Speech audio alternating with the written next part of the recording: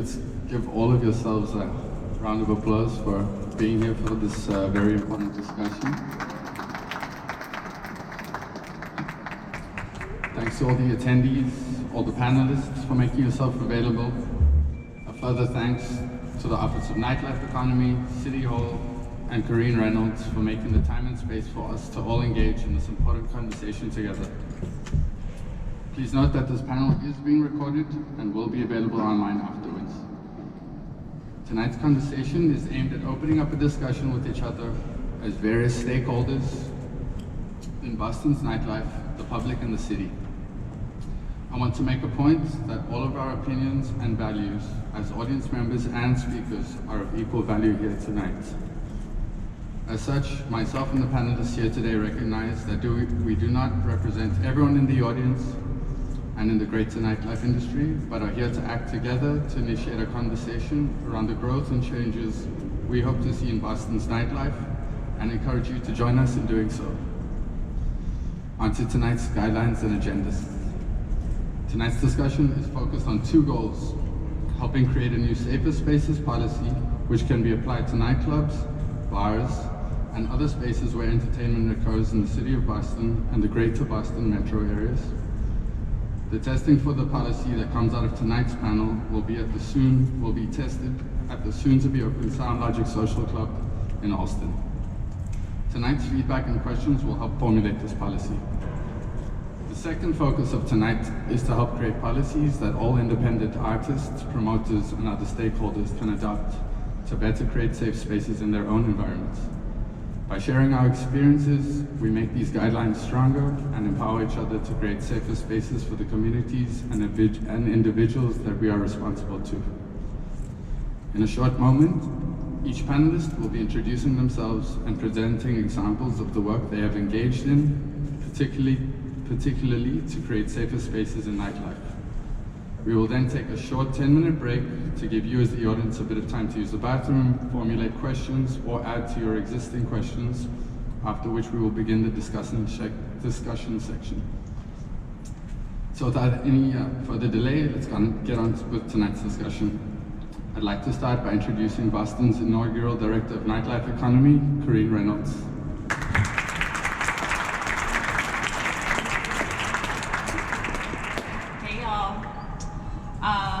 A little bit shorter. Okay, so I want to thank you all for showing up. I know this is a very unconventional space, but I think it's a true example of what this position can do and what y'all can do when we reimagine what nightlife looks like in the city of Boston.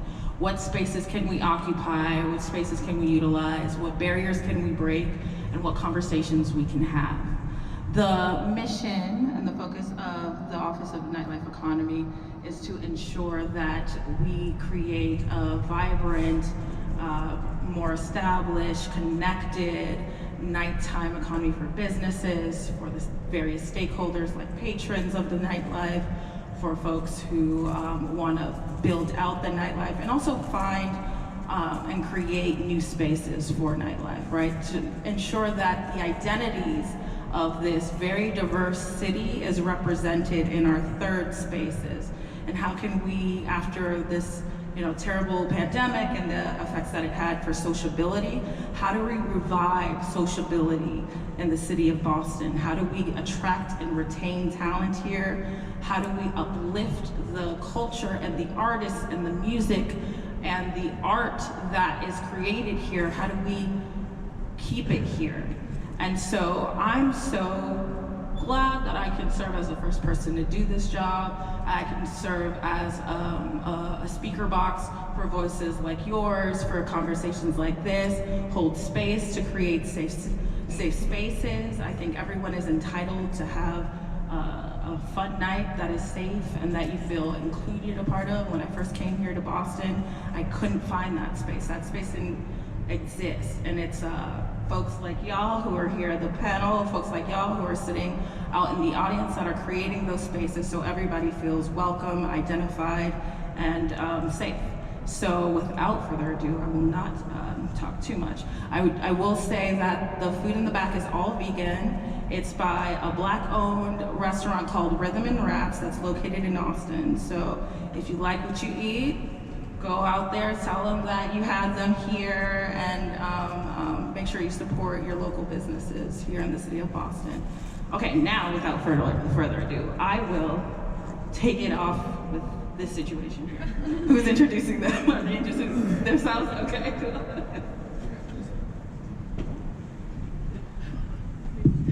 Hey, how's it going, everybody? I'm James Walker. I run Cakewalk and Friends. I'm a resident with Keep On Boston. Just to give you guys an example of some things I've done before, I've ran a couple marches in Boston and throughout Cambridge post George Floyd, and did some community events with that.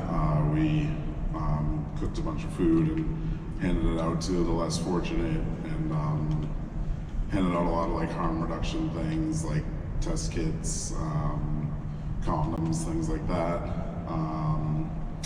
I've also done like a few beach cleanups and a lot of donation focused events with some of the events I've been throwing. And yeah, just been really focused on making safe spaces for the Black and POC community especially. I'm also been a teacher for about 15 years, like 10 years in the Brookline Public Schools. So just incorporating, you know, kind of a fusion of all those things together, working with kids, teaching classes with kids, and yeah, working with special needs and folks with disabilities, which is another thing I definitely want to incorporate in the city of Boston, just with making venues accessible to everyone. I think that's super important, and even like not supporting venues that aren't accessible to everybody. So yeah, just happy to be here and appreciate all of you for coming out. Pass it on to Brianna. Thank you, James. My name is Brianna Paon. I have been an event organizer, a DJ, and just a patron in general of the New England nightlife scene for over 10 years now. I currently run an event collective called Vertebrae. Vertebrae is comprised of a lot of influence that I've retained over the years, much of which derived from other collectives and other venues in other major cities that have already established safer space practices in their venues that I do my very best to implement locally here in cities like Boston and Providence. Some of those practices including very clear communication of a zero tolerance policy for harassment, on-site harm reduction resources that everyone has access to, and just doing what I personally can do to ensure that anybody who walks in feels comfortable, feels safe, feels included, and of course is having a good time. And with nightlife, you know, the term nightlife is a pretty broad term. There are a lot of different environments that the word nightlife encompasses, right? You have your small, humble, under 100 capacity bars, and you have your major, you know, bottle service type venues in areas like downtown Boston and Seaport. All of these spaces are nightlife spaces, and what we're talking about here tonight applies to all of those spaces. So I think it's important to talk about this and sort of figure out how to bridge those gaps between these very different spaces that make up what Boston nightlife is.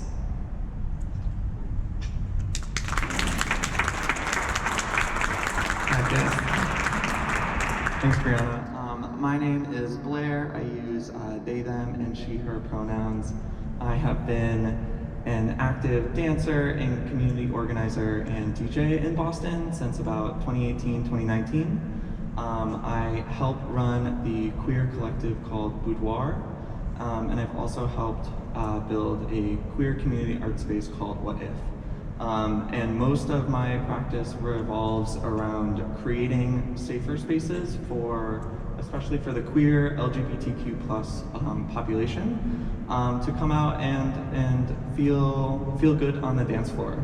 That's one thing I wanted to sort of highlight is we're talking about creating safer spaces, because I think that's an important distinction, is that there is no necessarily like completely 100% safe space. We are all human, so I appreciate that sort of framing in this conversation of creating safer spaces. Some of the work we have done as Boudoir is ensuring that when folks run into an issue, they know where to go. They know if anything happens at our parties, like where to find the organizers, where to get help. I think that's incredibly important to sort of have that be a known component. We have a very strict, like, zero tolerance for like harassment policies in place, and sort of having those like posted up throughout the venue as well. And we will like routinely post that before parties so folks know when they're coming into our space that this is a space designed for queer people to feel safe to dance. You know, allies are 100% welcome, but if you're not going to be on your best behavior, it might not be the best party for you. And other thing, you know, I think what's really also special about this is we continuously try to learn from other collectives in Boston and around the US of like other underground dance collectives. And so I think this is a really wonderful opportunity to share resources, share skills, and sort of what can we all learn from each other? Because I think that's a really beautiful part is that we are all collectively building this together, and so we all might employ different practices in which we can be like, oh, I learned that today, like I'm gonna bring that home for like my show, or like how I conduct myself in a community space as like an organizer. Yeah, I think I'll leave it off there.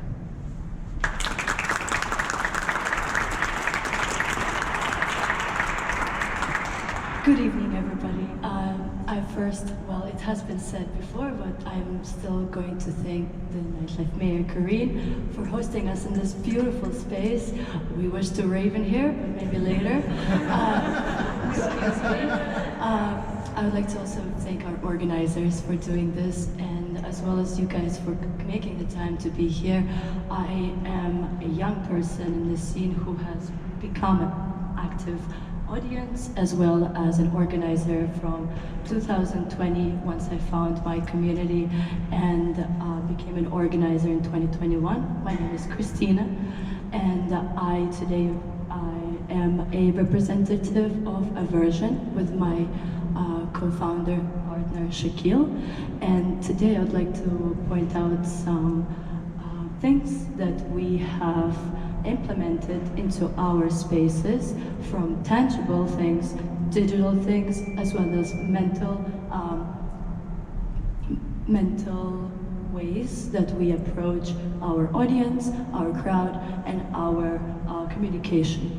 So first off, as perhaps may be sounding redundant, but it is important, it's a good thing, we have created into the summer of 2022 a policy, a safe space policy, with a social engineer that we have implemented, laminated on an A3 paper, posted everywhere at the front of the entrances as well as the bathrooms.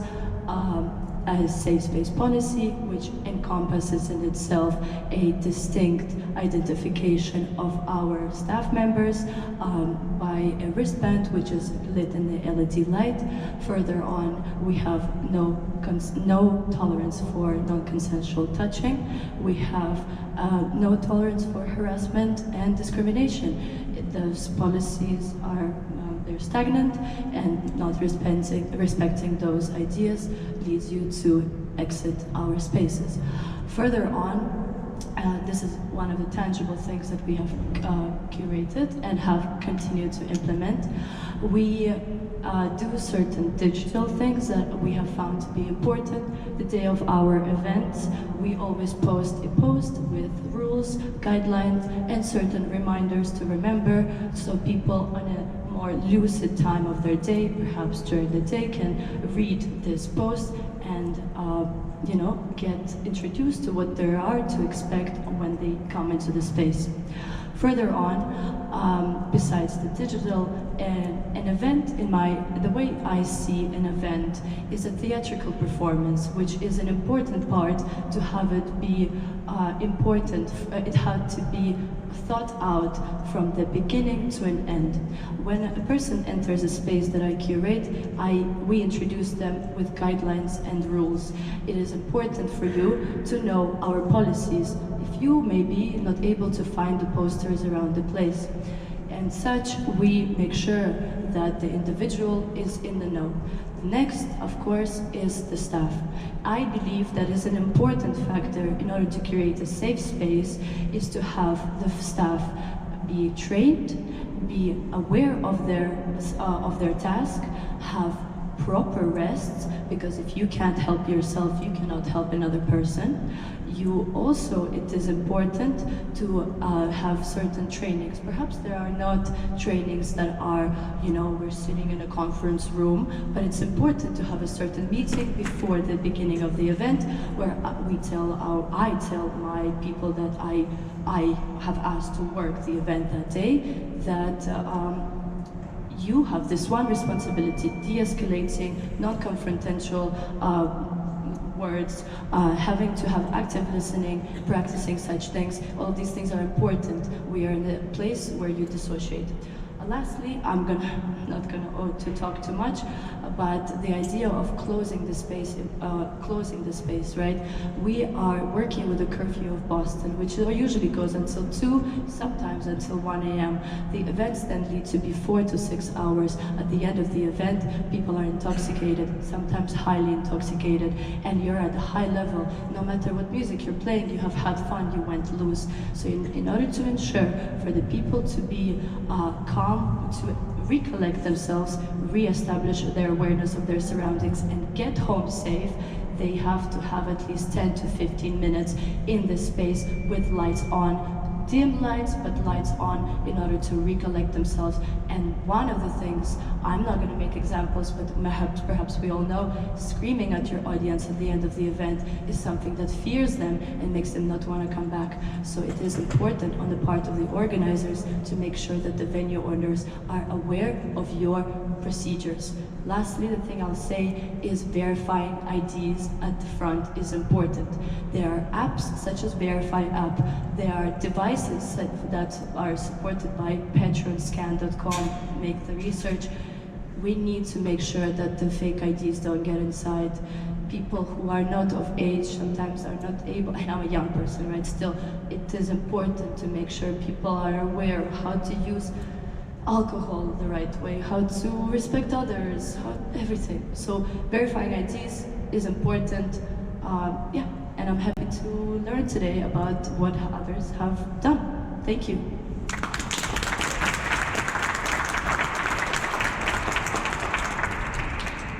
Hi everyone, my name is Amaya Thomas Santana. I am an organizer, a DJ, and a fellow patron of the nightlife scene. I organize and helped create Clear the Floor Boston, as well as Pole Position. We are a fairly new party. We've only been around for about 2 years, but we've made pretty big waves in the scene here in Boston. We, as Clear the Floor, are a BIPOC and queer-centered organization where we highlight and make sure we only highlight queer and people of color artists and DJs. As a lack of scene here in Boston, that is something that we strive to focus on. In terms of safe spaces, we make sure that everyone has, like Kristina said, 21 plus. we have to protect these kids. This is a nightlife scene, and yes, we are surrounded by alcohol and drugs and other people, right? So make sure that these IDs are validated. We do that. We also have rules in front of our door where we make sure that everyone knows that they are in a safe space. And if you are an ally, make sure you are an ally and do not take up too much space. On top of that, we need to have these safe spaces in order for people to feel creative and feel like they need to stay in the city of Boston. That's a really big problem that we have here, and that needs to change. On top of that, I feel like in order to have these safer spaces for us to feel okay to travel around the city, we need safe access to transportation when our events end. Again, I will highlight the no harassment. That is zero policy. Like, no one, I think, on this panel will have that on their event. So other than that, I'm pretty much done. Thank you.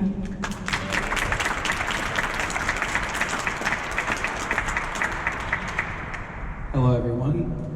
I'm a nervous public speaker, so I brought some notes just so I could remember my name and a couple other things. But my name is Montana. I help run, I am an event organizer for two groups. I'm the co-founder of a nonprofit called Heart Hive. We host conscious dance events. They're family-friendly, sober events, usually daytime events that we host in the community. And these always begin with a little introduction and a very, very intricate explanation with visual examples at the beginning on receiving consent before going into someone's personal space. So that's something that is very much permeating through ecstatic dance culture that I'd like to bring over to the nighttime and the nightlife events. And I also am the founder of Sustainable Sounds that hosts such nightlife events. And for Sustainable Sounds, the topics that really resonate well with me, and one of the things that we try to do, is provide a slightly different type of nightlife, and that is one where we don't promote having the loudest music. I have tinnitus, I'm getting old. There are many times where I'm out and about and I'm like, I just want to sit down right now, and I don't have any place to sit. So things that we're trying to do at Sustainable Sounds events, we really want to focus on providing a lot more activities and things for people to do other than just drinking and dancing. I'm maybe just speaking for myself, but there have been plenty of times where I'm out and I might just go to the bar to order a drink because I don't know what to do with my hands and I don't know what else I'm supposed to be doing. And as much as I want to talk to my friend and maybe have a conversation, because that's why I'm going out, to be social with my friends, I can't hear them and I don't feel like screaming into their ear. And my private rule is if I have to make you repeat yourself 5 times, I'm just giving up and we'll just, you know, go talk to someone else. I'm sorry, but these are a lot of things that I'm focused on. I really want people to come to our events and feel comfortable playing. We usually have things like video game tournaments or a free pizza party. We have inflatable lounges. A lot of times we'll use a green room space and turn it into an area for more activities for people to play Jumbo Connect 4 or a jumbo-sized chess, things like that. But what I really love hearing from people is that they came out to these events with their friends and that they were able to just enjoy themselves. They didn't necessarily need to consume alcohol or any other substances. And they were just able to come out, have safe, fun, and affordable time with their friends on and off the dance floor. So I'm really honored to be here on this panel with a lot of other amazing speakers, and I'm so thankful to see such a great turnout tonight. So I know we had a little applause earlier, but one more time, an applause for yourselves for being here. This wouldn't be possible without you. I think I'm gonna pass it off to Sound Logic now. Oh, should I just leave this here? Got another. Drop it. Do I have to turn it off? No, just, okay. Good evening, everybody. My name is Stephen Rosenberg. I'm co-founder of Sound Logic Social Club, a new social club opening up in Allston, Massachusetts. in the coming months.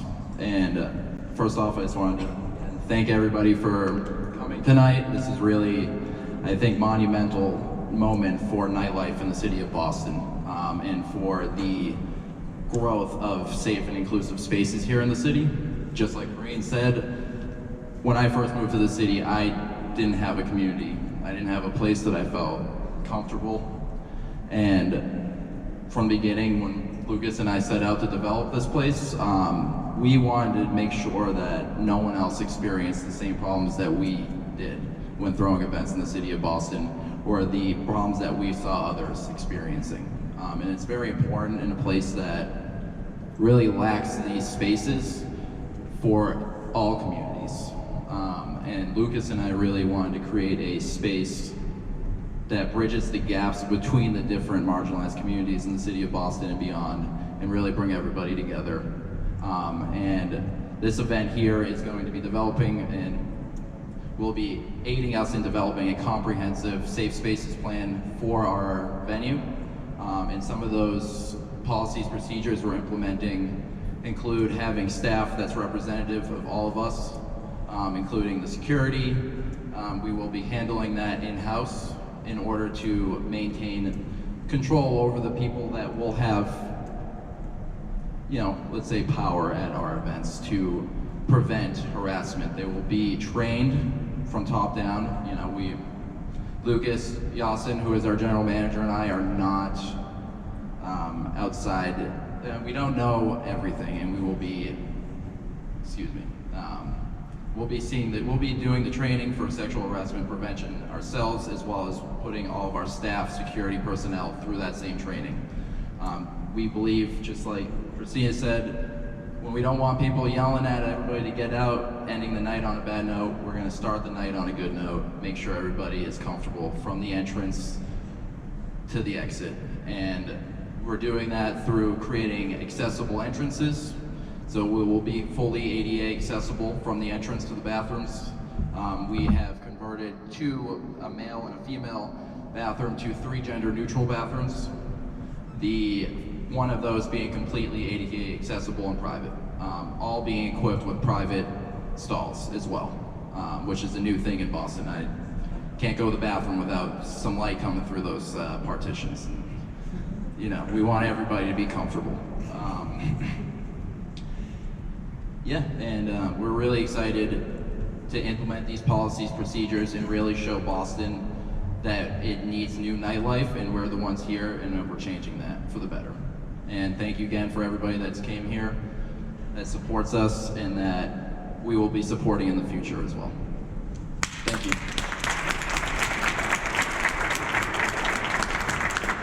Thank you to everyone. At this point, we're going to take a quick 10-minute break just to allow people to go to the bathroom, recollect yourselves, just kind of meditate on everything that's been spoken about so far. When we come back, we're going to open up the Q&A session. There is a mic over there, so we ask people to kind of come up slowly and in an organized manner. We know there's a lot of people that want to speak as well, so we'd like to ask that you please keep your questions as concise and specific as possible.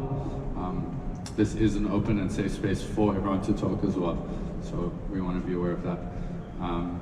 But yeah, thank you, and we'll see you in 10 minutes. The way we're going to run the discussion going forward, the Q&A, there is a microphone positioned here in front. Also, please come make yourselves feel comfortable up front. Got a lot of spaces if you're out back. Please come up and wait in a line. We do ask that you keep conversations, keep questions as short and concise as possible and specific as possible. We encourage you to ask any of the panelists directly, or also to pose a question as a whole in general to the panel, after which panelists can raise their hands and answer if they wish. Also, feel free to just give any questions, suggestions, concerns of what you believe creates a safe nightlife for all of us here. It doesn't have to just be a question. And I will be getting us started just with one quick question to get the discussion going. And that is around what successful strategies from other cities can we adapt that you know of? Open to the panel.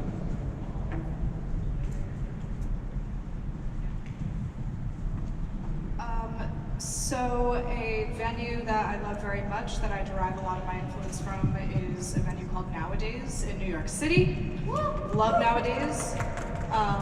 Something that they do that I think is great, and if a venue, if a building like has this setup where they're able to do this, what they do is take people in groups, and there is a staff member that asks the group if they've been there before, if there's anybody new, and makes sure to like very clearly go over their safer space policy. And they do that anyway, even with people revisiting to remind. So kind of taking that time to introduce the venue and taking the time to like address the attendees personally upon entry, I think is a nice step that they do. Is there anyone else? I have a derivative of the question that you asked, right? Not how we can learn from other policies that have been created, but actually learn from incidents that have happened. There was a terrible incident. I will not give you specifics, but there was a venue, a warehouse that happened. It was a huge rave. It was beautiful. It was well thought out, and unfortunately, the structure fell down, and it has killed all the people that attended it.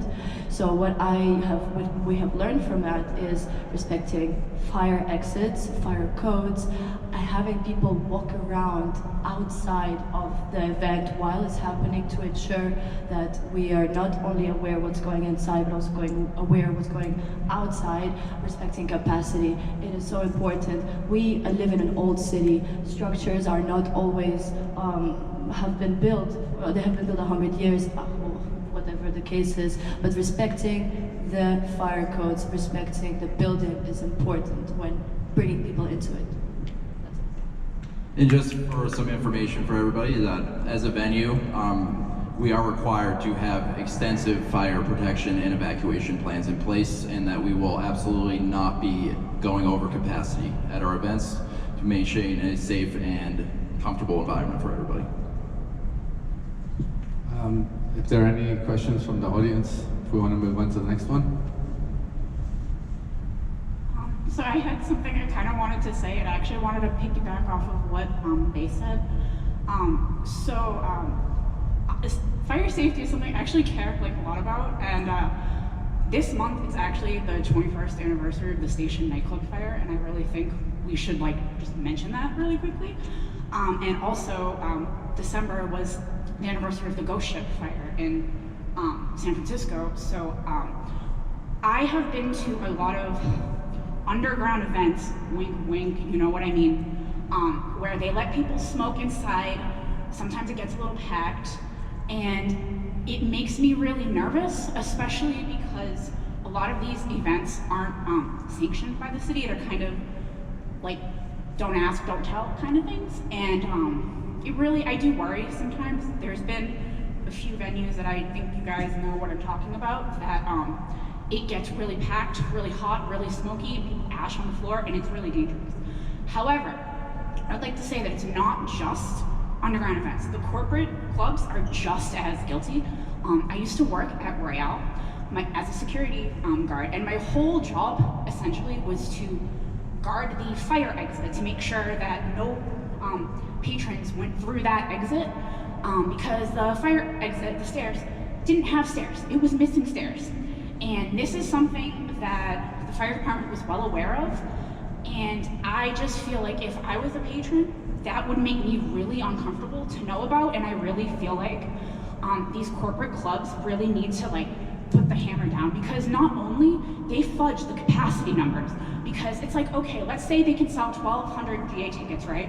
When you add in the tables, each table has 10, 15 people, and that adds on top of it. Carl Cox was here for St. Patrick's Day a few years ago. There was 1,600 people in that club. You couldn't move, the floor was so slippery.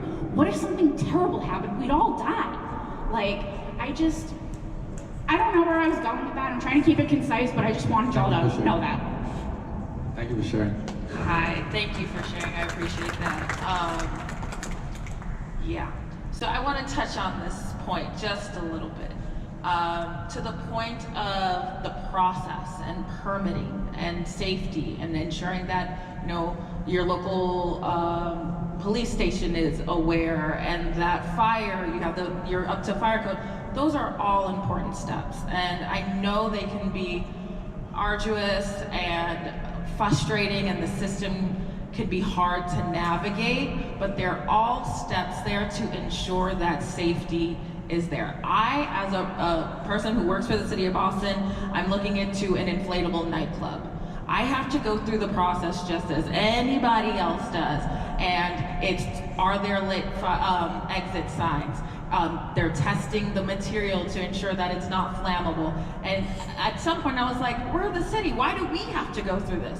But it's to ensure that everyone's safety is thought of. With that being said, I understand there is a lack of venues to host some of the parties and the spaces that we're trying to create. And so we're also looking at that. If you have an underground party, there is a strong chance that it will be ended by police presence.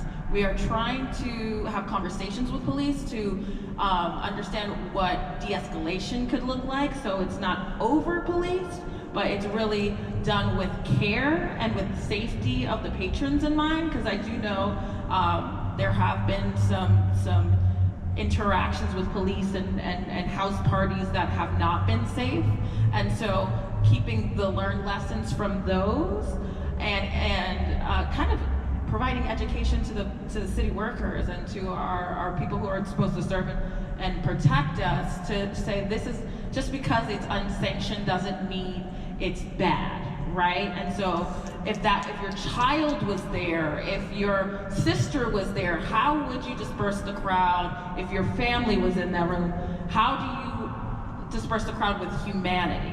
And so we're not only looking externally on how we can create safe spaces, but how our practices reflect creating safe spaces as well.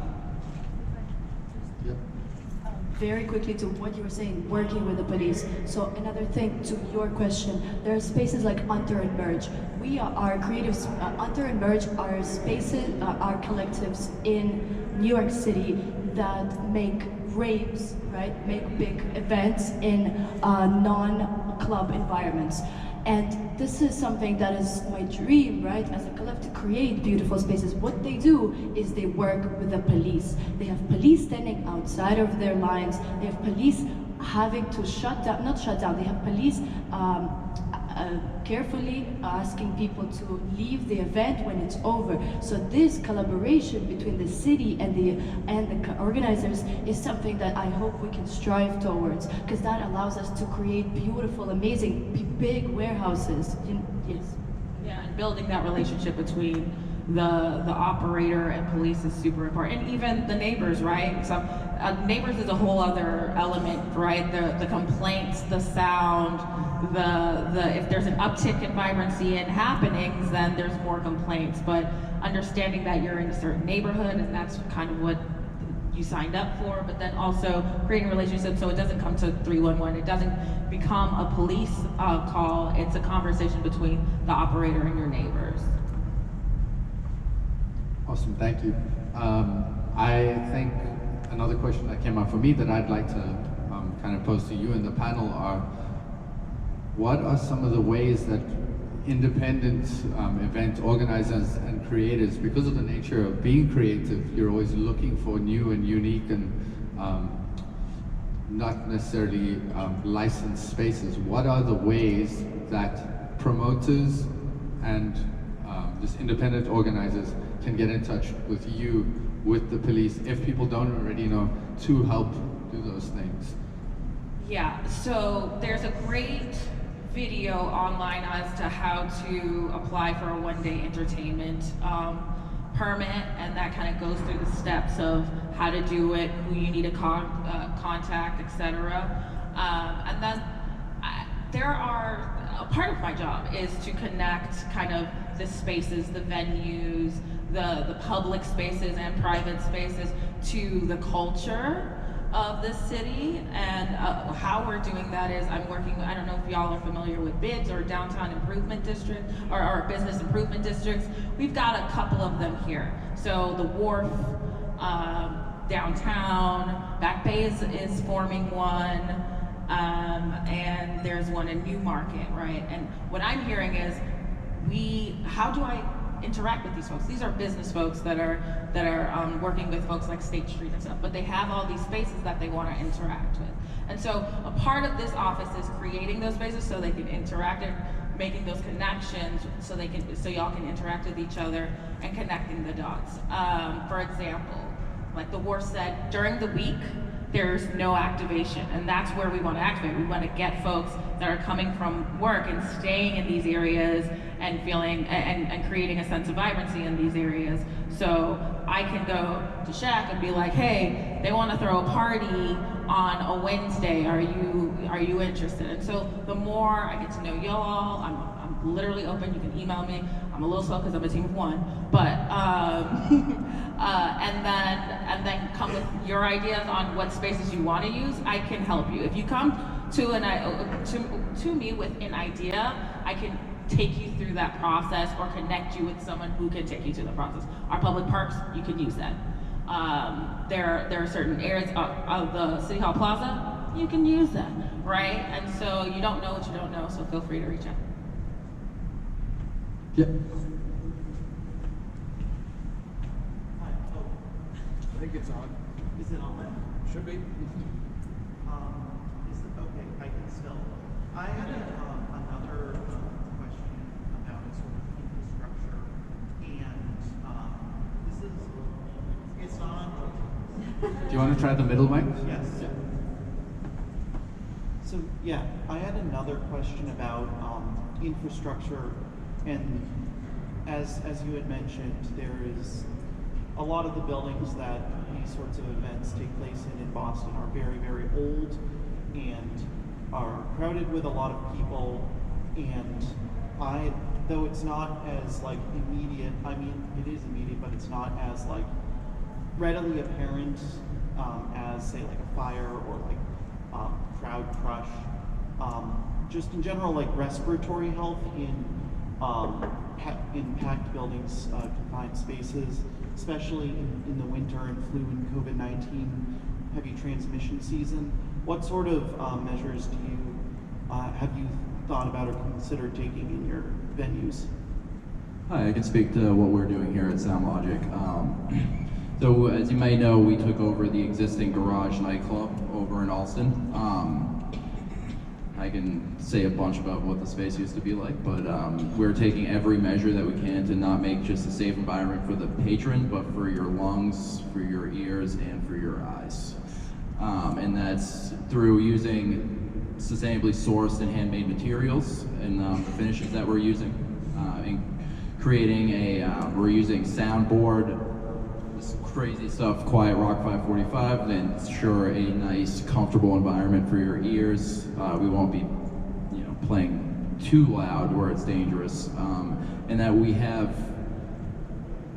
ventilation that's been updated. We have large entryways, and we have actually a moss wall that we're installing to help with purifying the air inside. Because we do understand, just like it's been said, the smoking and this and that's a lot of bodies in a small place, and it's going to get stinky. So we have taken measures to, create not just a safe environment, but for one that's healthy as well. Any more questions from the audience? Hi there. My name is Diego. Pretty sure I know basically everyone in this room. Good to see you all. I have a question in reference to what you were mentioning earlier, Kristina. You had touched upon safe conduct policy. I'm pretty sure at this point I've encountered basically a lot of collectives and party organizations that have their own version. I haven't encountered your party at Montana, but I'm looking forward to checking it out soon. But I'm pretty sure at this point there is an individual set of guidelines that all parties in Boston are employing at their individual events. I'm curious to see if there's any ongoing efforts, considering that I would assume that this event is not taking place in a vacuum, but is rather a foundation for further cooperation. I would assume, hopefully, and I'd love to see if there's any input from the city as well, Director Taylor, but I'm curious to see if there's any ongoing conversation to perhaps establish a universal code of policy in terms of just working together and establishing what those guidelines may be. Obviously, this community serves a bunch of different niche groups, some marginalized communities as well, so some needs are going to be unique to that collective. But again, curious to see if there's just an ongoing development to kind of maybe provide a universal code of conduct for Boston nightlife. Essentially, that is the purpose of this event, is not just continue some conversations, but to start new ones. And create this overarching guideline for all venues to kind of adopt. And like you said, most places already do sort of have their own guidelines. The city has their own guidelines for creating safe spaces at nightclubs as well. And we're trying to essentially, like you said, bridge that gap and create this comprehensive plan. And as we are going to be renting the space out to different collectives and event organizers, we are aware that those needs will change on a collective by collective basis, and we're willing to work with you and implement different policies, procedures that you'd like specific to your events. I would also... and I just want to add quickly, that's a great question too, a great point. I think it starts with everyone in this room. I think it's important, we can have all these guidelines and stuff, but I think it's everyone here, that the people that are at these parties and events, I think it's, we have to hold each other accountable and have these conversations on, because we're really in the thick of it. So just keeping an eye on everyone and, making sure everyone's safe.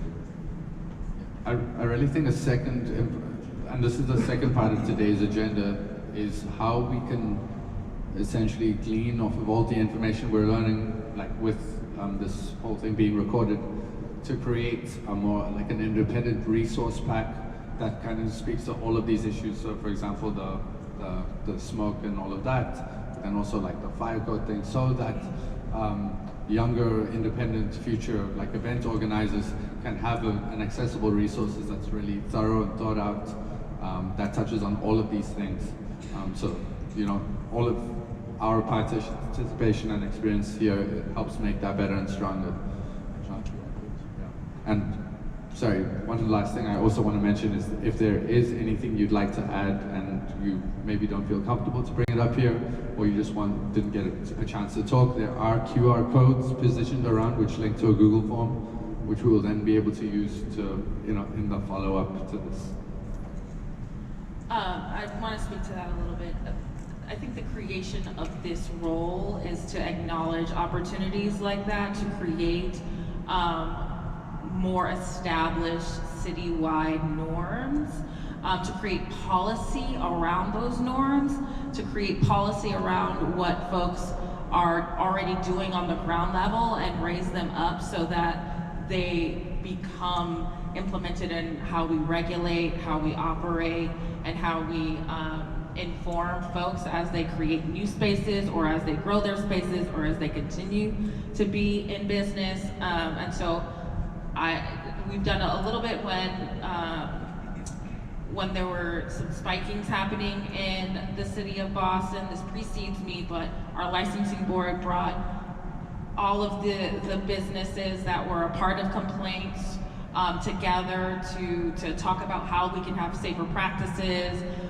Some of that includes, putting lids on certain cups, or if there is an incident, saving the cup to ensure that that was indeed a spiking or not, etc. Right? Ensuring that there's no discrimination in particular reports, right? So if a man testing someone who's a male, right, and that might be sick, they're not testing them for a date rape drug because the stigma of, men don't get spiked as well, right? So kind of changing the culture of what that might look like, and also looking at how we disperse crowds, right?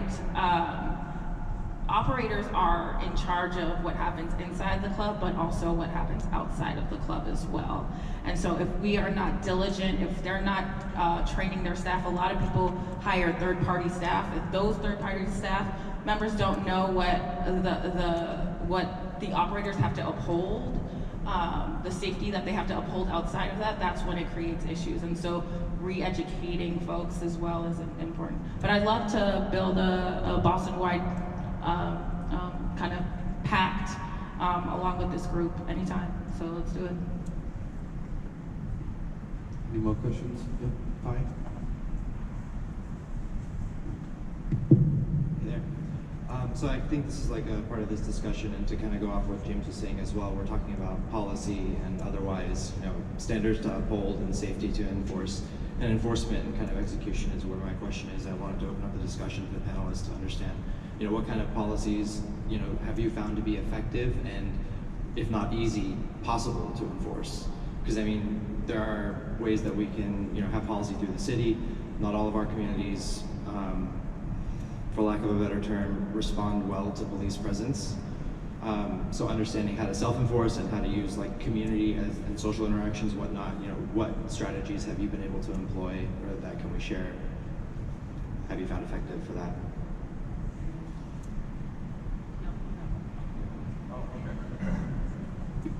Yeah, great question.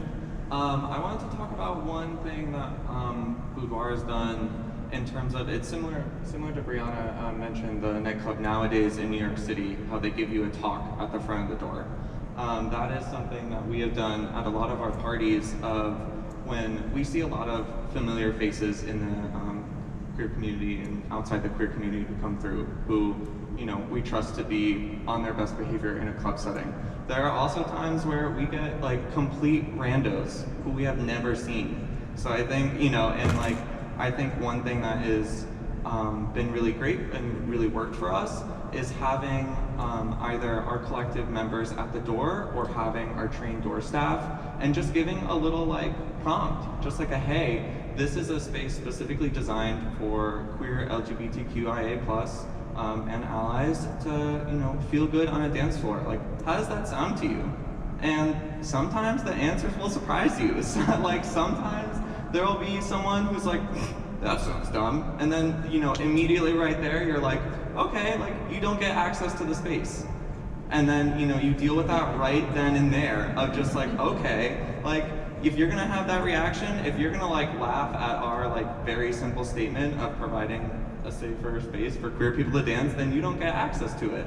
And I feel like that's one of the really effective preventative measures that we've taken to sort of say, because then let's say we just let that person in, they start making people uncomfortable. It's sort of a preventative measure in a way to then be okay, you might cause problems down the line. We're not gonna let you in because this is what our space is for, and if you can't adhere to that, then hello. Okay.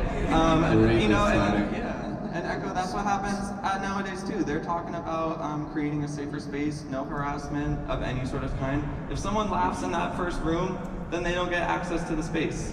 If they can't sit and listen and respect that, well then there are a whole ton of other nightclubs or bars where you could go and no one's gonna ask you those questions. So I think it takes a little bit of work up front to just do a little screening of everyone coming in, so that way they know what's up. And if they can't respect that, go somewhere else.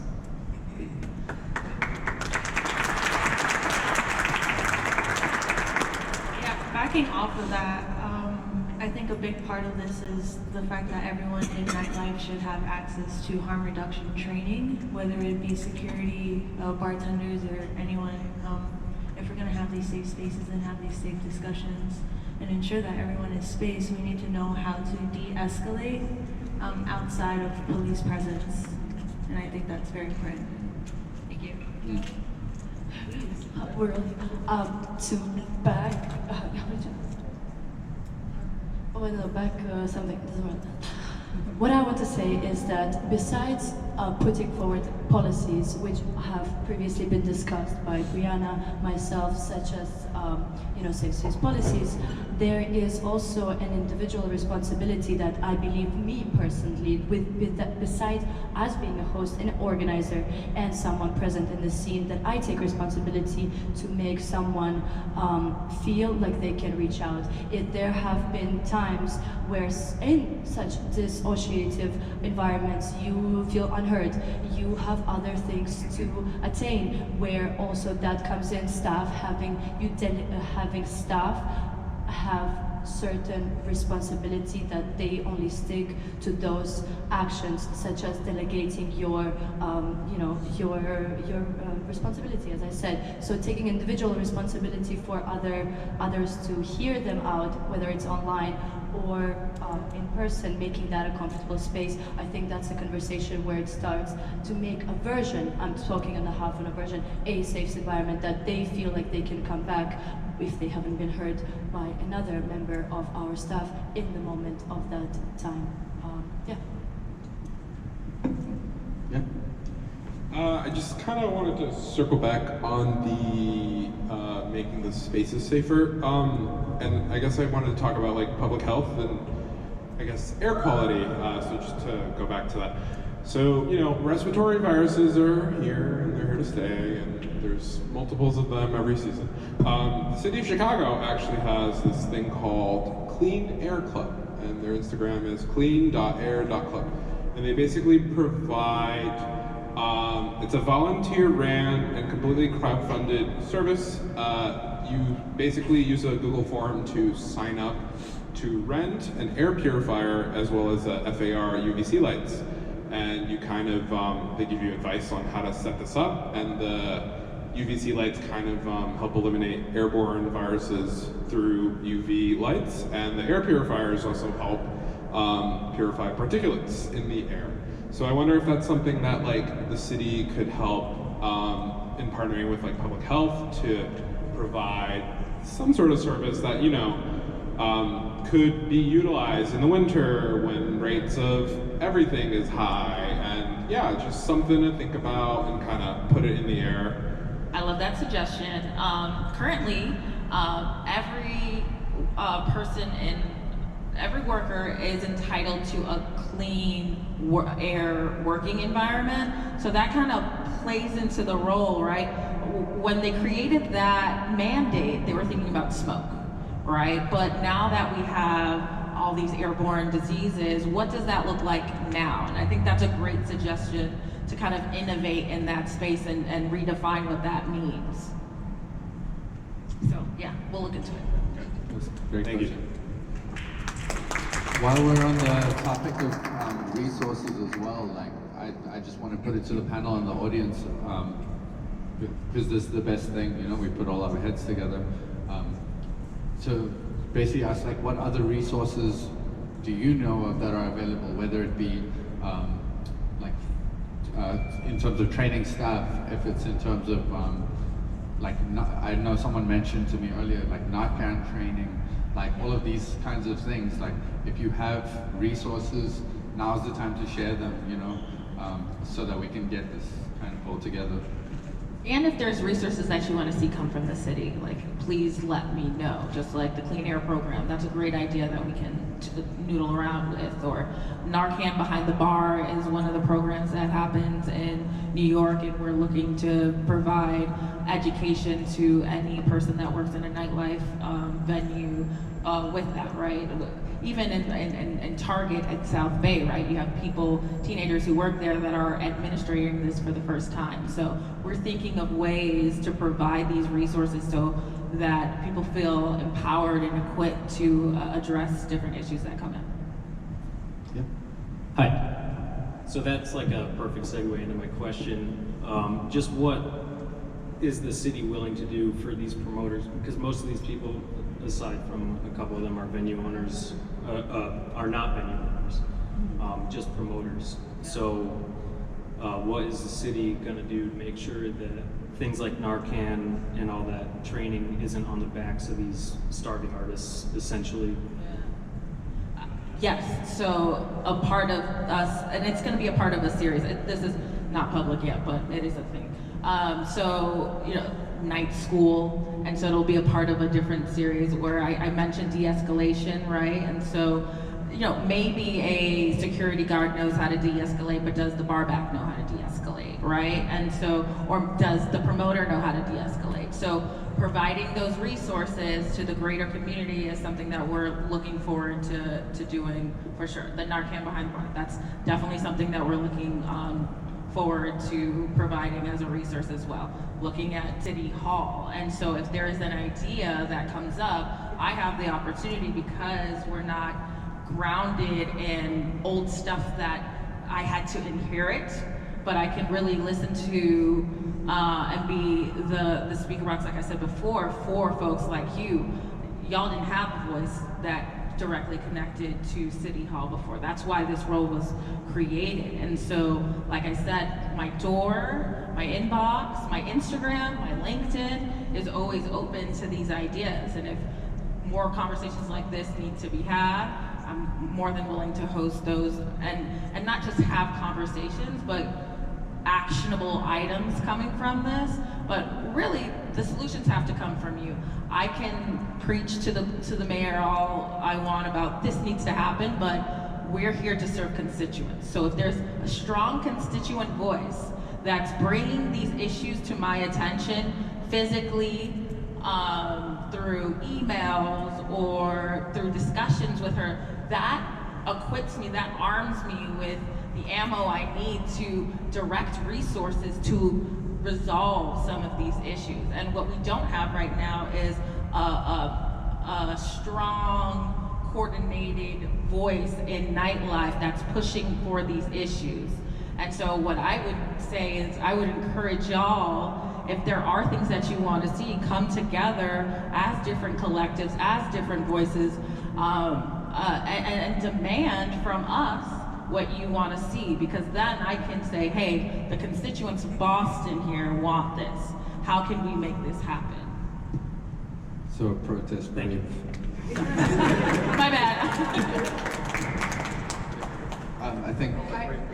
I just wanted to quickly share something before we move on. I'm so sorry. I just wanted to share with everyone. There's a really great organization called endoverdose.org. It's a national organization, but also different cities have their own branches of it. There is an End Overdose Boston.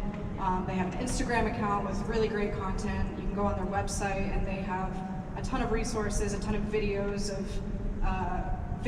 on. There's training. There's recognizing when someone has an overdose or is having an overdose, and they also do provide resources like free Narcan that will just ship directly to your house for free. So that's all. Hey everyone. Yeah, so something we do at our above ground parties, so we mostly throw our parties in Cambridge, but the Cambridge Public Health Department actually provides free fentanyl test strips and free Narcan. They do this, I don't know, at least like once a month. And they also do like online webinars that anyone can attend on how to administer it and what are the signs for when someone might need it. So that's something that a bunch of our members have sat in on, and we've regularly gotten supplies from them, and we keep them at our parties. So I don't know if that's something that Boston Public Health Department can do or already does, but I know Cambridge does that. I don't know if Somerville, other places do that, but that might be another, avenue for doing that. That's something that anyone can get. Thank you for sharing. Thank you. Yeah, with you and On the Narcan subject and the training, as well as supplies, I work with the Boston Bike Visitor Association as the secretary, and my partner in that, Oscar, who's our president, organized in-person Narcan training and administering training and overdose identifying training that's hosted in classes that I want to reach back out to those people and organize multiple times and dates with the people that I work with that will be open to anybody in this community that would like to attend them. So if people are interested in that, whether it's promoters or people that attend, just find me before you guys head out and get my contact info. And we can make either like a big group chat or just a way we can all connect and access that resource together. Thank you.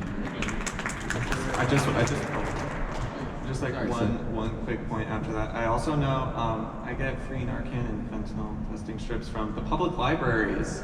Yeah, so like Somerville, Cambridge, Charlestown. I don't know if they still do this, but our house is like a community space. We got a lot of like free COVID tests from them too. So like also incorporating that. I think the funding might have ended for the COVID tests, unfortunately.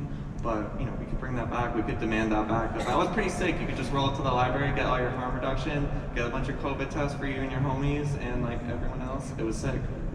Awesome. Yeah. Yeah. So I have to follow up on the what you were saying about safe spaces and looking for us to kind of demand more from the city. I think that unfairly puts the onus on creators a little bit, where the threshold to have a business in Boston that sells alcohol it's ridiculous. As someone who's looked into it in different states, Texas, California, and Boston, we're talking about over $500,000. So already there's no equity, there's no equality in that. You have to be a millionaire to open up anything. And then if you're lucky enough to get one of those few finite liquor licenses, a lot of people, the zoning isn't allowed. You have to have a restaurant attached. You have to have hot food being served. And those are types of things that we as a group could never protest. And it's something that comes from your level and above down. So I just want to see what the city is doing as far as steps taken to level the playing field for these young people who are trying to open up businesses. Yeah, a lot of the restrictions around liquor is at the state level and not necessarily at the city level. Right now, we're addressing the issue of access to a liquor license in general. We have a quota that is given to us by the state, and that is it. And you know, traditionally a liquor license is $3,800, but when you read the paper, it's $600,000, right? And that's because people buy this asset at a low price and then sell it on a third-party market, and the city can't get involved in that. But I hear you. I totally agree, and that's why providing the resource and reaching out and saying, hey, do you need this? We will provide this, like Narcan training, like de-escalating training, because we understand. We talk to these business owners and we're saying, hey, it's up to you to make sure that the front of your establishment is safe, but is that trickling down? Maybe, maybe not. And so we know as an owner you have so many other things that you're thinking about, and so us going from the ground up is kind of one of the ways that, and providing that resource is kind of one of those ways that we're like, we're not going to put all the ownership on you. You know, if we want to see safe cities, we want to be a player in this as well. And so yeah, I hear you on the restrictions of liquor license. There are certain reasons, and we're chipping away at some of those issues. So thank you for raising it. Really quickly, I have a question to you, if I may. When you say you have a quota from the state that gives you a certain amount of licenses, is that yearly? Is that every year? How often? And one second, how often? And is it a public knowledge? And is it allowed to be put out into the world, into the city, saying, "Hi, we're about to get these amount of things, so we can buy them for $3,800 and not get it for," you know what I mean? Yeah. So the number of liquor licenses that we have now will always be the number of liquor licenses that we have right now as the state statute is. Now, if someone wants a liquor license, I would encourage you to apply for it, even though you may think there are none exist, or if currently there are none that exist, because that process is pretty lengthy. You have to have a community meeting, you have to have all these different permits and spaces and this and that. As the person that just spoke, there are so many attributes. So if you work on those and apply, once one comes up, you'll be ready in the queue to obtain one. Now, right now, we are petitioning so that we have access to more liquor licenses. The mayor testified in front of the state legislature to make available 25 more each year for 5 years in neighborhoods that historically don't have as many liquor licenses per capita. That's Dorchester, Mattapan, Roxbury, JP is maybe added, and some other places. So we identify the issue, we're trying to make it work, but then there's also like beer and wine, and we have a BYOB program that is very underutilized. And so, yeah, that's what I would say, and I would encourage you to apply for one, even though you don't think one exists, one may pop up, and it's good for a year once you apply.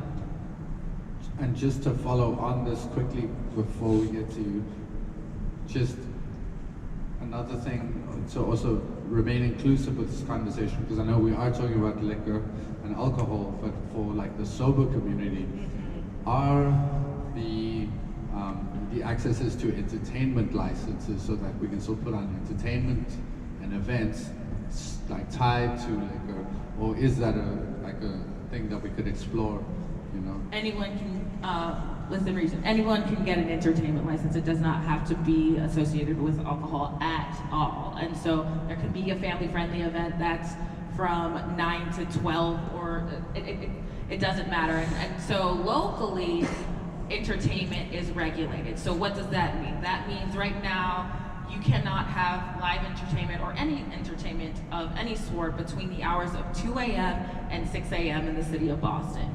Locally, we have the opportunity to change that. And one of the ideas is, hey, why don't we have a sober hour? So after 2 a.m., you can still keep the party going or whatever you want to do, but no alcohol will be served. And so that'll allow folks to kind of stagger let-outs to avoid some of the issues when there's a mass exodus out of every entertainment district here in the city of Boston. But it also allows folks to sober up, like literally what it's called, sober up, so that it can avoid a little of those altercations or interactions that we don't want to see. What do you need from us to get that going? Well, I'm sorry. Yeah, no, I want to just make sure the questions. It's a great segue to what I was going to say. So, yeah, I was going to say hi, everybody. Hi, friends and family. Yeah, I was going back to the architecture, the physical architecture of safe spaces, like the venues that are maybe one way in and one way out, and that's just the makeup of it. It's a basement, maybe it's in an attic. Boston's also home to the Coconut Grove fire. That is, I think, a big reason why Boston is so steadfast in their fire laws. But that being said, I think some of the things that push us promoters into spaces like that is because they go later. We know it's not allowed, but those types of spaces are the spaces that allow us to go past 2 a.m.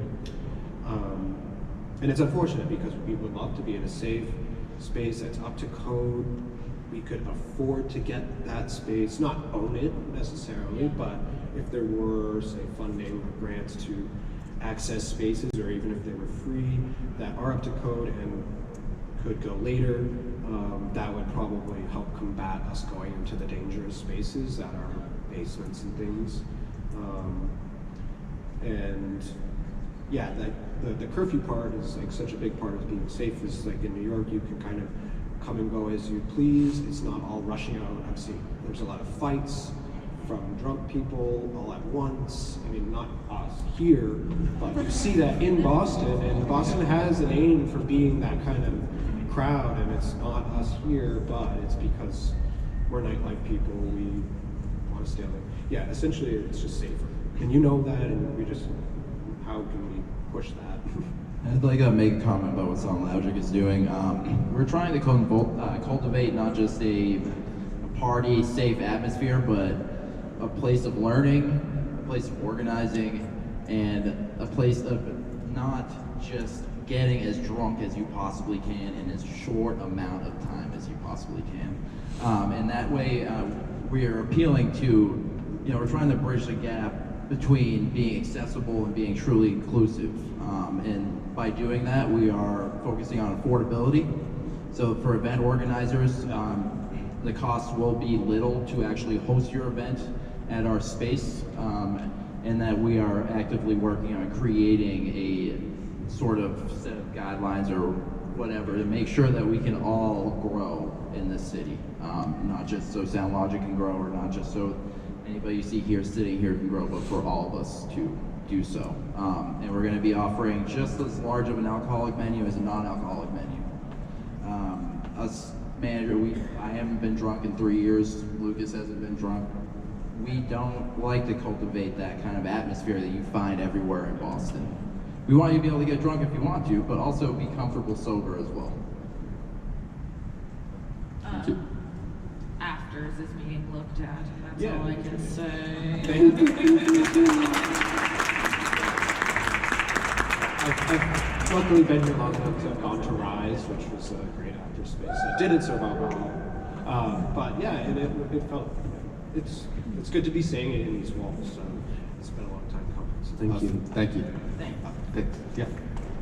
Hello. So one thing, just on the topic of things that I've learned from people in other cities, is promoters being able to throw parties because they're able to get catering licenses or temporary liquor licenses. And a lot of that has to do with not necessarily being able to get people drunk at the party, but being able to actually fund the event without having to charge, $50 for a ticket. So I guess my question is like, is there any possibility of Boston ever being able to offer these kind of like temporary liquor licenses rather than the full liquor licenses that you get to own a business? You can apply for a one-day liquor license, but if you are not a nonprofit, then it's only beer and wine.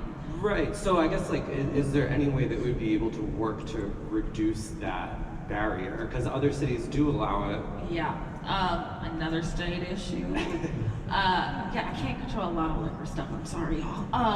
But another state issue, but willing to look at it. I think there's something that precedes a lot of us as to why that is the case. I cannot guarantee that will change. Yeah, I mean, I guess a lot of it just has to do with, people have brought up the issue with the safety of venues. A lot of that has to do with those are the only venues that we can afford to rent out. Right. There are a lot of other venues that would allow us to do what we want, but they want like $5,000 for the night. Yeah, and I think that's a different conversation, right? Like access to space, period, right? Low cost space, period. And so I think that's a conversation that and some partnerships that I think the city can forge to allow folks to have low cost space. I'm right now working with the downtown bid. There's an area over on Winter Street. It used to be a Santander bank and now it's empty. And the owner is willing to give it to the bid for low cost for 5 years to activate it, right? And so right now I'm thinking through with the bid, like, how are we gonna activate this? Who's gonna activate this?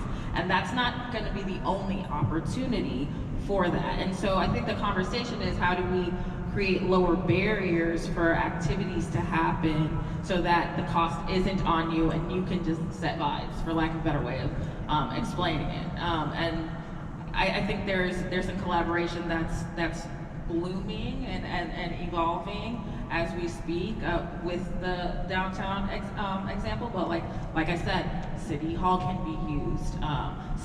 We can work with smaller venues. Just let me know and we can support that. I would definitely add just like the creation of some kind of a portal where, for example, when I was at Berkeley, there was basically this portal where the school would get a bunch of gigs and they would just post, and whoever went and applied first went there. Yeah. If there was some kind of thing that we could apply for there, which could also have the links to all of the applications and the licensing, a kind of one-stop shop. I think that kind of thing, Yeah, I can't agree. And just going off that too, I urge every artist to apply for grants. That's another great way. There's a grant program right now. If you search Boston Cultural Council organizational grants, there is so much money out there that is just waiting for us to be used. So please, I don't care what you do, any type of art, please just look into it, especially, POC, all that. Just, it's out there. The money's there, but we just gotta go get it. And especially springtime, weather's about to be real nice. Let's all do stuff. And I forget who said it, but we should just set up where we all write down our information, Instagrams and all that stuff. Because it's just for all of us to be in this space and not utilize it. And, there's a lot of energy in here. Yeah, so let's just make sure that happens. If you go to the arts, Boston webpage, there is a downtown and neighborhood activation grant that's happening right now that you can apply for. That can provide money to provide free and public art and spaces, and there possibly might be, a little birdie might be saying that there will be downtown nightlife activation grants as well for upwards of $10,000 to provide free night spaces of any kind in the city of Boston. Yeah. To be continued. Yeah. Hi all, nice to meet you. I have a quick question for the panelists. With your communities in mind, is there any like thirst or interest for space or nights activities that aren't centered around alcohol? Yes. Okay, great. Let's chat later. Yeah. I think.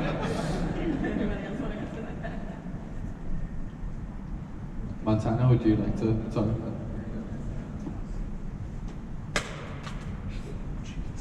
Yeah, so I know we spoke for a second earlier, but for those that are looking for sober community events where the focus isn't so much on alcohol, I highly encourage checking out ecstatic dances. There's a lot of different groups that host ecstatic dances, and you can still get a lot of the different varieties of EDM and other genre music, but and you can also get it at different types of the day. There's a group called Dance Alive that hosts sober events, usually from 7:45 p.m. to 11 p.m.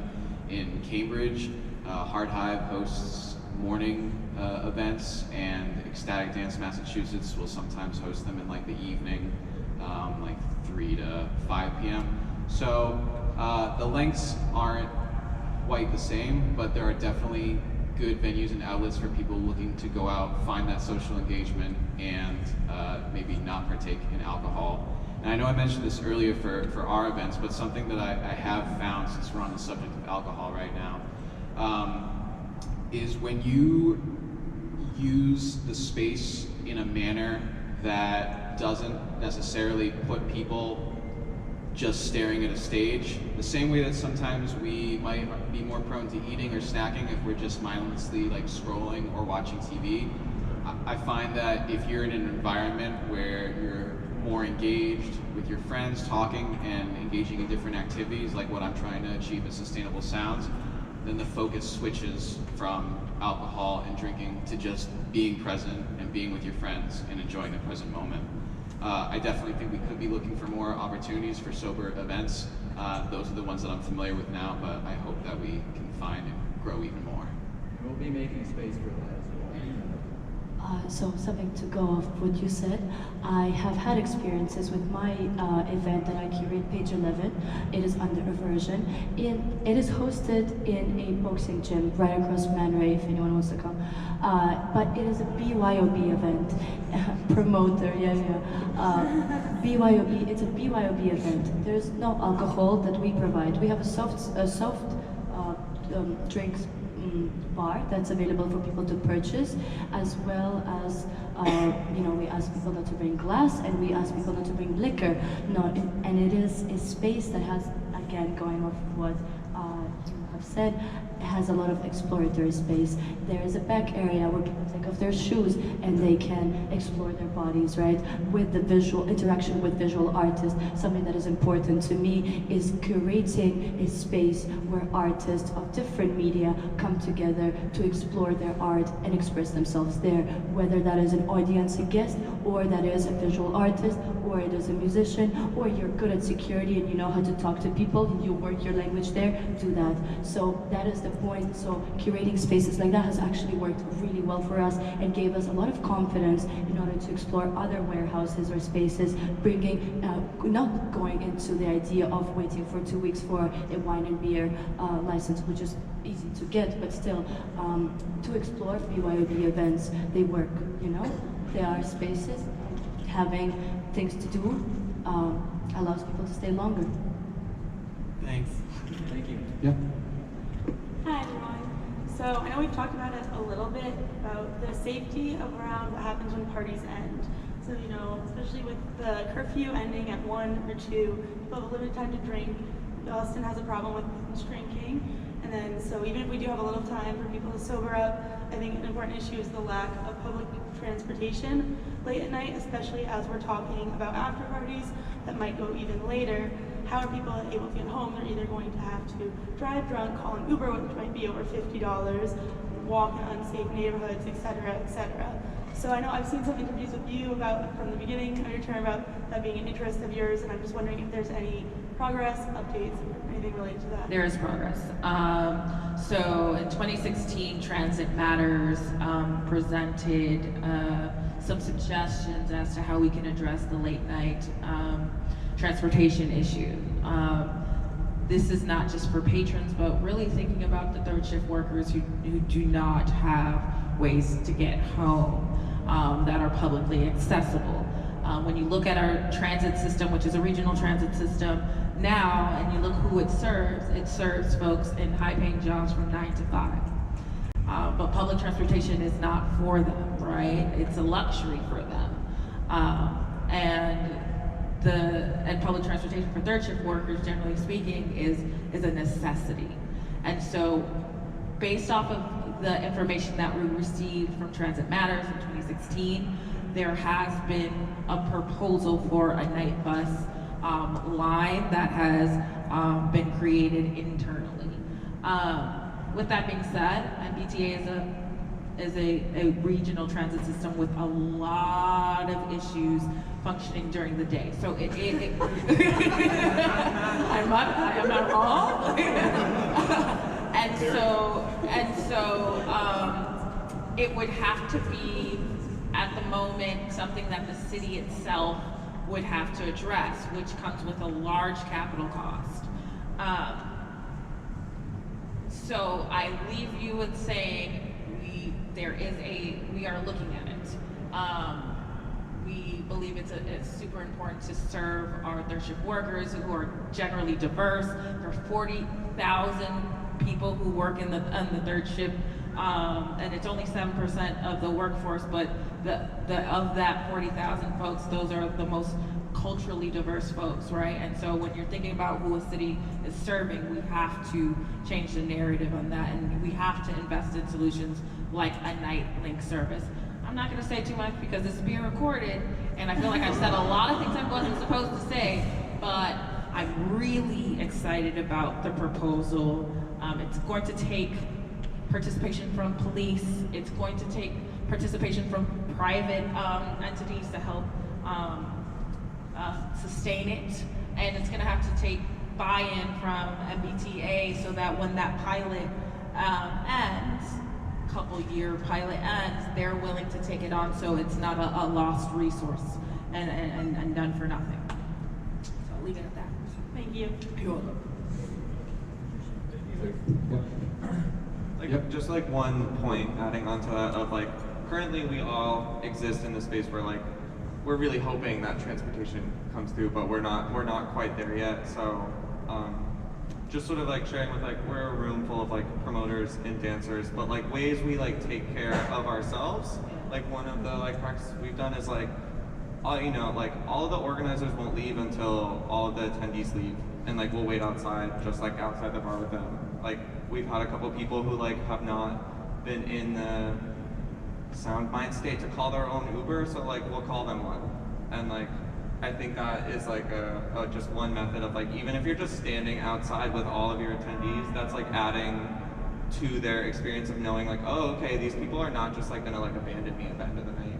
And I would just say like, until we get to the point where we can get like that amazing 2 a.m., 3 a.m. bus, like I would just encourage like promoters to like stay with your attendees, make sure that there's like someone outside every, like at the end of your event waiting until every single person goes home until you go home. Because that is just like one aspect that like, we're talking about how we take care of ourselves and how we like take care of ourselves as a community, and I think that's like one thing that we found successful. So we're gonna take 3 more questions just to be in light of time, and then we're gonna wrap. Sorry, I know I already talked once, but on the topic of sober events, in my early 20s, there was a series of day parties, and some of you might remember. There was a series of day parties around here called Daybreaker. Basically, it started with like a nice little yoga flow, and then the rest of after the yoga was like a nice little dance. It went from like 7 a.m. to like 11 in the morning on like a weekend. They would have them at like super cool places. One of them, the one I went to was at like Fenway, and I would really love to see Daybreaker come back. I don't know why they left Boston. They're still doing stuff all across the East Coast. I know they're doing one in LA and New York, so I really like to get them to come back, because with how trending up sobriety is, I think right now it would be so much more successful, especially if we could like have those events at cool places like Fenway, for example. I've been to those. Put them on. So We'll really quickly, like you said, drinking and alcohol is on the low. Not a lot of people are drinking alcohol anymore, especially like us Gen Zers. How can we, as a community, have spaces, like we said we can get entertainment licenses correctly, but most of these venues, we have to hit a bar minimum in order to be in the space. But how can we, this I guess poses to those people who run spaces here in the audience as well, and as well as in the panel. How can we have these spaces and support our community members who are sober just as much as we have these spaces that support people who aren't sober? And I'll also follow up with that as well, to say that like the support of the city with that and getting grants so that those businesses can also stay open, and so that we can do our art and get paid well for it. I think that's, for me, I would love to see that. Another question? Are you in line? So, I mean, we're talking a little bit about alcohol and whatnot. From what I understand, if I want to host a music event from 2 to 6 a.m. with no alcohol, and I want people who are under the age of 21 there, but over the age of 18, obviously, because they're out so late, I have it's a two-part question. What is the safest way for me to do that? And is there any legal way for me to do that? You cannot do that currently. So entertainment in the city of Boston is forbidden between 2 a.m. and 6 a.m. So I think that's the critical piece of my question, is understanding, okay, how do we break that down? Yeah. I listen to music Like with my I said, friends. I'm looking right? into it. I don't want to take any drugs, I don't want to take any alcohol, I just want to listen to music with my friends really loud. Exactly. Have a cover charge if you want to have a cover charge to keep the lights on. We hear you, and because it's something the city solely regulates, I am very encouraged that something may change there. I'm being very diplomatic, I'm so sorry. My job is a lot of policy, and there are a lot of folks that have to sign off on certain things. So I hear you. And I think to reiterate on that as well for all of us, your encouragement for us to all work together more. And I don't want to overpromise, right? Like I can definitely say that we're looking at things, but I don't want to get to some road bump internally and then not deliver for you all. So I just want to be very clear about that. I think it was Annie. Hi, I'm Annie. I have a question for the panelists. I just wrote it down. So we were talking about like promoting safe spaces, especially for the younger generations, but I do feel like there's a little bit of a discrepancy because of the age restriction and like how we're able to transfer those party ethics without having a space for them to learn. So I wanted to know your opinion on like how to create those spaces, maybe if it's like 18 or 19 plus, so people can learn how to party ethically without like legally, or before they can legally indulge. Great question. We will be open and to the public throughout the week as a high-fidelity listening bar and a place for people to congregate over the age of 18. The nightclub hours on Thursday, Friday, and Saturday will be 21 plus, but we want to start introducing people to a more mature way of enjoying themselves on the weekends. And we believe being open to the public during the week, during the day, and earlier in the evening, during like a Monday and Tuesday, Wednesday sort of situation will allow people to start being exposed to this way of nightlife and to do it responsibly and to learn about what it is to create a safe space and how other people are already doing that. Yeah, I agree. I think a lot of spaces need to have or allow us to be able to create these events where, again, it's a sober space and we're there for music and community, and we're not allowing 18, 19, 20-year-olds in a vulnerable space at going home at like 2 a.m. in the city like this with no transportation, right? So I think that as members of the community and people who organize, that's something we should all discuss and see if we can find ways as community to create events together, create event together, so that we can allow the youth to have fun, because they deserve it as much as we do.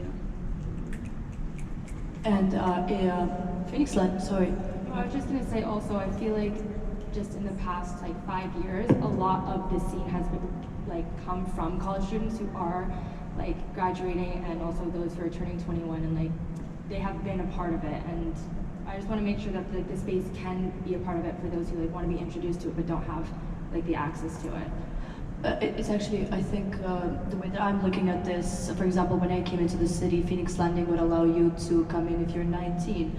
The idea of using separate wristbands, the idea of having the bar serve you or not, depending on the color of your wristband, I think it's a good practice, because as you say, people need to be educated, but that also younger college students then they kind of foster the business of fake IDs, which later they come to us, and we have to, play the game. But so the idea of putting 19 plus people, perhaps not at all events, but that I would think people should be open to that. I think it's a really important point about preparing that next generation. Last question, Blaire. So I have a question from the perspective of someone who's interested in beginning to organize events, and this is definitely open to anyone here who has thrown events. It's really exciting that Sound Logic is opening as an Austin resident, but I know in the meantime, Sound Logic has been using, just like virtually every collective in the Boston/Greater Boston area, has been relying on other venues to host their events for the most part. And I'm really curious to hear about success stories that you have encountered through your parties, being able to successfully enforce your safety policies that you have individually alongside cooperatively with the venue. Like you mentioned, there are so many different kinds of venues. We've got mega clubs, we've got boxing gyms, we've got bars that have been open for 50 years. And the unfortunate reality is that a lot of these actors that are running these venues are not community oriented like we are. They are profit oriented. And so, they may not see us as members of the community. They may see us as a liability. They may see us as I need to get that person out of here. They're not okay, as opposed to, that's a human being and they need to be taken care of. So what are your success stories in terms of being able to implement that community orientation in those venues when cooperating with people who aren't community oriented when those occasions do arise? So I think within your question, you kind of answered it yourself, right? You want to work with venues that align with your party's mission and your vision. And I think that before you even want to work with these venues or any venue or club out here, have these conversations with the owners. And if you align with the owner, then that's the right space for you. And if not, just keep searching. Yeah, just on that, I don't know, anytime we go into a new venue, asking the basics, do you provide free water? Huge one. Can we have non-gendered bathrooms? If they put up a fight, we're out. And then also understanding that some of our success has come from forming relationships with the venue owners, and showing that you believe in their capacity to change on things too, because we are all human beings who have their capacity to change and grow. And so recognizing when there are some venues that are not going to work out because they're not meeting your minimum requirements, but also being okay, you're an imperfect human who is probably driven by profit, but I think there are some things that we can work with you here if we develop a relationship with you. because ultimately, like, those long-term relationships are how like things are changed, or you can get more improvements, or you can sort of like push. Cool. Montana? Yeah, just echoing that real quick. Honest, open communication from the get-go is the way to find who you want to work with and who you don't want to work with. And just building off of that, there is one venue that I talked with recently, and they, at their own events, they don't provide free water. You must pay for bottled water. That's the only way you're going to get water. And I could have walked away from that, but I just offered it on the table because I was in a position where I did want to not just say no to a relationship because one thing didn't work out. And in that instance, the suggestion, the solution was I provided my own water for that event, and that's where we worked from. But once again, I think in so many emails to venue owners and even to booking agents for artists, I usually come from a standpoint like, this is who I am, this is why I believe what I'm doing is different, this is what I'm working with. And if they respond to that and are willing to work with you, that's awesome. And I'm thankful for Sound Logic because that's a perfect example right there. And if they're not, move on to the next one.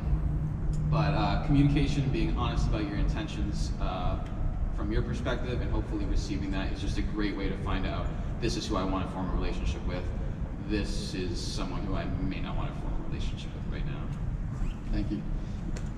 Yeah, I mean, I think that kind of concludes today's conversation. Firstly, a round of applause to all of yourselves, to the panelists, to the city. Please do get in touch. The QR code's there. There's a form. We can use that to further mobilize and further work on what's been discussed today.